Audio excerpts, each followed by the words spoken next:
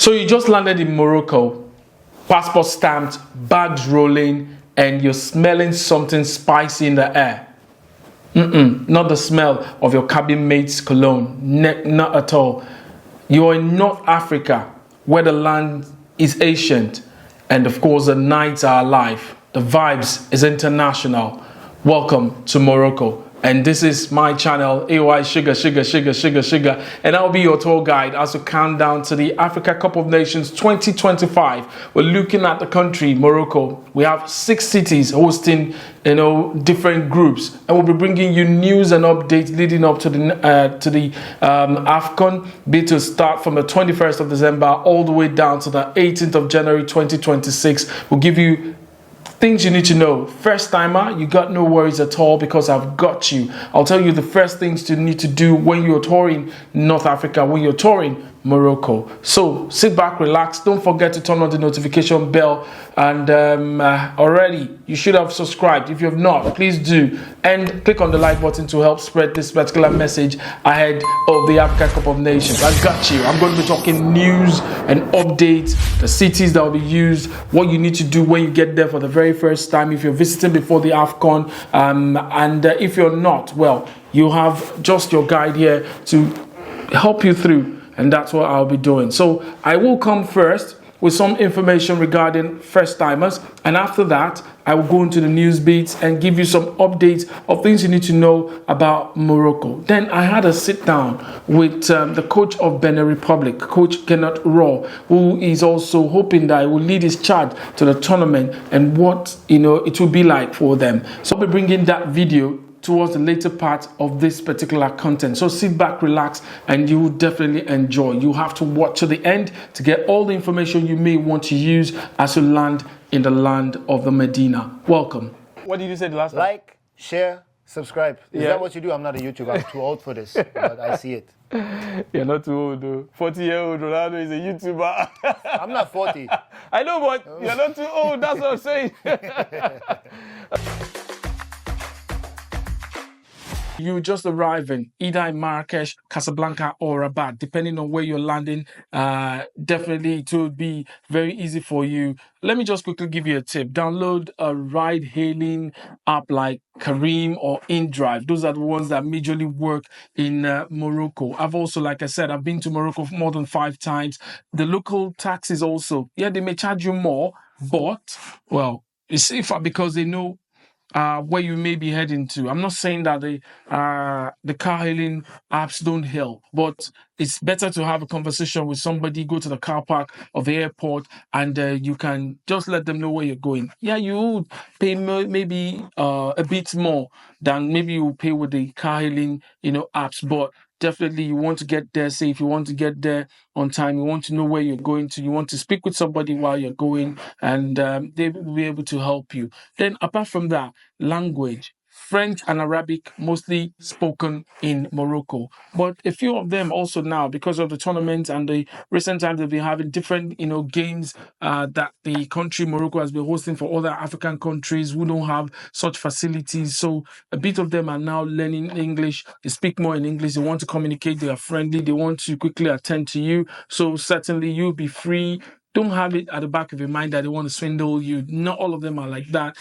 They want to be sincere. Yes, they may charge you more, like I said, but of course, you can also bargain with them and tell them you're not paying that amount, or you're paying that amount. So depending on how you can use your bargaining power.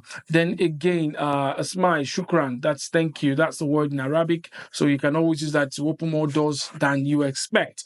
Then get a SIM card at the airport. It's better than going to town and trying to look for, telecommunications companies to be able to decide which of them, you actually want to go with. Is it Orange? Cheap data for Orange, by the way. So you won't roam like a rookie. Now, apart from that, where to stay, chill for first night. If you're a bougie, head straight to Riad in Marrakesh. If you're just coming through Marrakesh, and if you want beach and breeze, then definitely Agadir or Aysuga may be the best option for you after landing in any of the airports. And if you want a city bus, Casablanca or Casablanca is the Lagos of Morocco, I must say. And first night out, go light, don't go heavy.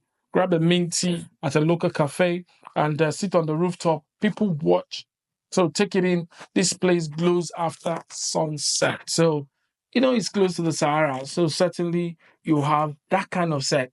And the feel is that you still will be somewhere, you have the feel of, well, I'm in Africa, but I'm not in Africa kind of, vibe. That's what you're going to get. Then food you must try in Morocco. What are the kinds of foods that, like I said, I tried the one, but I couldn't really take or document it at the time when I had that late dinner, one of the nights in Rabat. So try out. The first dish could be tangine, spicy, slow cooked goodness served in a pyramid pot. Then try couscous Friday. It's not just food; it's a cultural ceremony. Then street food a lot. That was what I tasted. Mesmen, that's Moroccan pancakes in the morning. Late night, hit the food stalls at Gemma El Fina in Marrakesh for grilled meats and wild energy. And yes, wash it down with a mint tea. It's always a mint tea for me. Then, if you want some cultural hacks, want to blend in and you want to really mix with the locals already, don't rush. Moroccans vibe very slowly. So always greet, say salam alaikum, and what the respect flow. Never say no to tea. It's not a drink, it's an invitation to connect. And haggling is a sport. If they say about 200 dirhams, you respond to la city 80. That's what I said earlier.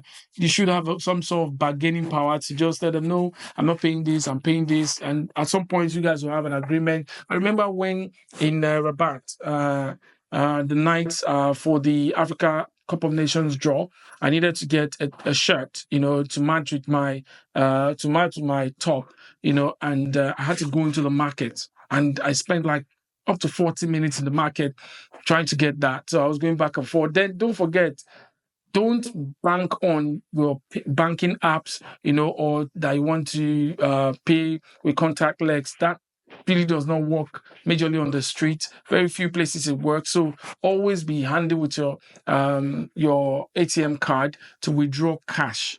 Cash still reigns supreme in Morocco, other than what we do in Europe or in the United Kingdom, where you have to just have contactless and all that. So always have your card, but most of them don't have POS machines, so you have to withdraw cash. They prefer cash to POS machines, and because again, you may not know the calculations, of how much is the difference, depending on the currency you are paying from. If it's an African card, whatever your local currency is, if it's CDs, if it's Naira, if it's Rand, whatever it is, you may not know the conversion rate. So it's better you just withdraw their money, even from the ATM. You still don't know, but it's still better. You know how much you're paying and how much you're billed, and all that. So that's very, very important. Then apart from that, football is everywhere in Morocco. We definitely everywhere. I remember driving from Casablanca to Rabat, one of my trips, I think the 2016 or 2017 or 2018, I'm not sure.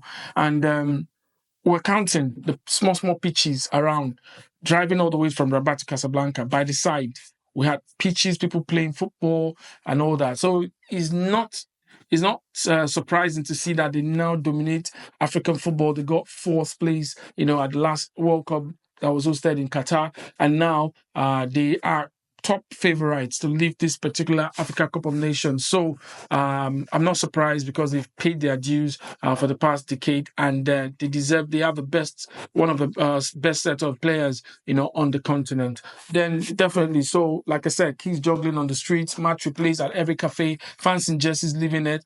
This country breeds football. That's just it. They breed football. They want to vibe with you, and you also can easily mix up with locals if you want to really play, and ask them sometimes, Raja or Wydad. Just like when you go to Spain and you ask Barcelona or Real Madrid, they'll say, oh, Madrid, Hala Madrid, if you're in Madrid. And if you get to Barcelona, of course, majorly, to be dominated by the La Blaugrana fans. And if you get to London, if you tell them Chelsea or Arsenal, Chelsea, is always going to be like that. So that's the same situation in Morocco. So if you say Wydad or Raja, both of them are clubs based in Casablanca, definitely one of them would spark up the argument or the debate, and they'll find it funny to really discuss football with you. So certainly to spark a friendship or a mini debate. Oh, I hope this few, tips and information really would help you as a first timer as you land in Morocco. Now let's move away. I'll be back shortly after this one. Yo, what's good, fam? It's your man Aysuga, and we're diving headfirst into the heart of Morocco, from the streets of Casablanca to the vibes of Marrakesh. We're talking lifestyle, football, music, and everything leading up to the Afcon 2025. You ready? Let's go.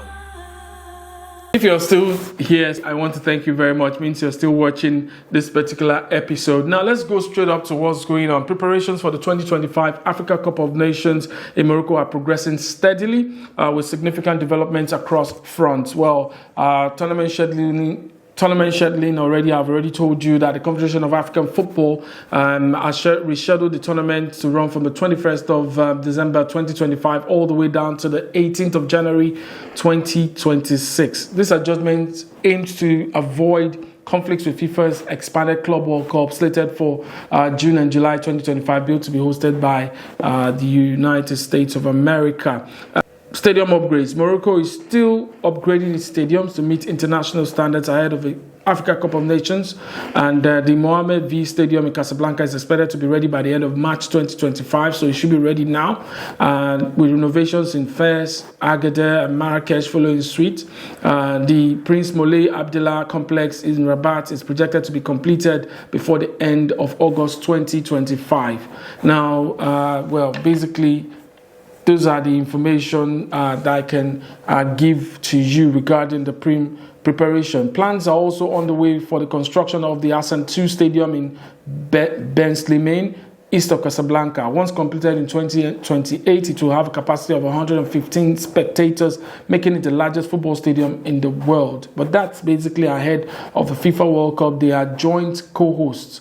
They are co-hosts alongside Spain and Portugal. So that's majorly for that. And the developments across Morocco infrastructurally, when you talk about the transportation, I was on a 4-hour train, travel all the way from Rabat to Marrakesh. It was an old train and not fit enough for a country like that, hosting the World Cup in 2030 or even hosting the Afcon 2025. But I understand that there are plans to replace them with more electric trains. So we would have that. I don't know if they can achieve that before the 2025 Nations Cup, but let's see what happens. But I know that some few places, they've already started working on them, and they want to get the best of facilities because they're expecting more than 2 million people that will visit Morocco during the Africa Cup of Nations. And like I said, they have a litany of programs or litany of tournaments they will be hosting. Currently, the Under-17 Men's Nations Cup is ongoing, and we also have the Women's Under-17. We have the Women's Africa Cup of Nations in July. Then we have the Africa Cup of Nations in December. So it's a lot for them, and I want to really say thank you to the Moroccan authorities for even showing interest to want to host all these tournaments, despite the fact that they have a major one coming in December, and yet they are putting their funds in all these tournaments. So that's very, very good. Well, I hope that this information. So on my next episode, I'll go to different countries and see how they are preparing. I'll also profile, each of the stadia that will be used to prosecute, the more than 52 matches or about 52 matches the tournament will give us come December. So watch out for that one. I will now go for another break, and when I return, I will be speaking with the head coach of the they still call them the Squirrels of Benin. I think they changed that name. So we'll be having the coach of the Benin national team, Coach Gernot Rohr, and we'll be speaking with us after the Afcon draw and what he feels about his team's preparation and what they can do at this particular tournament. Coach, former Super Eagles coach, Chief Doctor, Nigerian Chief Gernot Rohr with us. Coach, it's a pleasure to see you. Thank you. Pleasure also for me, always, to meet Nigerian people. What are your expectations for your team? The expectations are to have a group with difficult teams, difficult to beat, because all the teams who are here showed us in the qualifiers that everybody can play good football. and you don't have no more small teams in Africa now. You saw what happened in the last Afcon in Ivory Coast, that small teams are beating big teams, so it will be the same. We are a small team with Benin, but we are ambitious. We want to come out of the group, and we will see against which team we have to play. All the teams you can find here are difficult to beat. Yeah, the Afcon in Cote d'Ivoire was massive. What do you expect from Morocco this time? Yeah, the qualifiers were very difficult. You saw what can happen with some countries when you have to play in some countries where the situation is not easy. So Nigeria made the experience, we made the experience, and it was very, very hard. Nigeria lost the last game against Rwanda. Rwanda was not qualified because we had a better goal average. So yes, everything is possible, you know. We hope to make a good Afcon. Benin in 2019, when we made with Nigeria the third place, the bronze medal, they came also until the quarterfinal. So everybody wants to come out of the group and to make the best Afcon possible. Yeah, what country do you expect would get to the final this time? Cote d'Ivoire, Nigeria final the last time? What was Gernot Rohr's prediction for this one? I think in Morocco will be very difficult to beat Morocco already, which is number one in Africa actually. So they are the favorite. And then you have the other people from the first pot, which is Nigeria, Tunisia, Senegal. You will always find them again, South Africa. Yeah, I told you it would be very funny to see the same people again like you have in the World Cup qualifiers. South Africa, Benin, Nigeria. And if you find the same one, Zimbabwe, like we had in the qualifiers in World Cup and even in the Afcon. I'm sure you did enjoy that conversation with Gernot Rohr, who is very optimistic about the chances of his team at this particular edition of the Africa Cup of Nations. Well. I'm sure you've enjoyed this particular episode. It's back-to-back content and information, interesting tips you need to have, when visiting Morocco for the very first time, what you need to do, how you need to go about it, where you need to mix up, what you need to say. And we also have had news about, updates regarding the Africa Cup of Nations. You may think it's still far off, but I think we're getting very close day by day. And that interview with Coach Gernot Rohr, head coach of the Benin Republic national team. Definitely, I will come your way in another episode very, very soon. And I'm sure you will be looking forward to what I will be dishing out in that particular one. So like this video, smash that subscribe button and drop a comment or something special in the comment section, what you think ahead of the Afcon, Morocco hosting, your view about what Gernot Rohr has said, and are you trying to also get into Morocco? I have a Nigerian that I will be talking to in the next episode who will, let us know what it is, living in Morocco and all that. So I caught up with him in my trip, during my trip in January. So we'll be getting all that, and he's been living there. He has been living there for the past 9 years, so he has a lot to really see, and of course let us know about Morocco and lifestyle. So I will come your way, like I said, in another video. And if you're ready for football fever in Morocco, touchdown Morocco, you've officially arrived. Thank you so much. Have a great evening. Bye-bye. Yo, what's good, fam? It's your man Aysuga, and we're diving headfirst into the heart of Morocco, from the streets of Casablanca to the vibes of Marrakesh. We're talking lifestyle, football, music, and everything leading up to the Afcon 2025. You ready? Let's go.